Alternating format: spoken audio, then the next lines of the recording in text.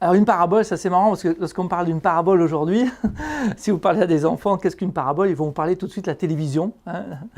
Quoique c'est déjà en train de passer, puisqu'aujourd'hui la télévision on la reçoit par internet et plus par les paraboles. Mais donc une parabole, plus simplement, pour essayer de trouver le mot le plus simple possible, c'est une petite histoire pour raconter, si vous voulez, une leçon de vie un peu particulière. On pourrait presque dire ça ressemble un petit peu, par exemple, parce que les fables de La Fontaine, c'est utiliser une histoire pour raconter un message. Et Jésus utilisait beaucoup les paraboles, et notamment une que j'aime énormément, elle se trouve dans l'évangile de Matthieu au chapitre 13, où il va parler de la foi comme d'une graine qui tombe dans de la terre, et il va expliquer que s'il y a de la bonne terre, donc si la foi tombe dans de la bonne terre, elle va porter beaucoup de fruits, mais s'il y a beaucoup de soucis, par exemple des soucis de la richesse qui va comparer aux ronces, la graine va être étouffée. Donc voilà, ce moyen qu'a utilisé Jésus, on peut l'utiliser aujourd'hui, c'est toujours d'actualité, comme le dit le proverbe chinois, on retient mieux une image que 1000 mots.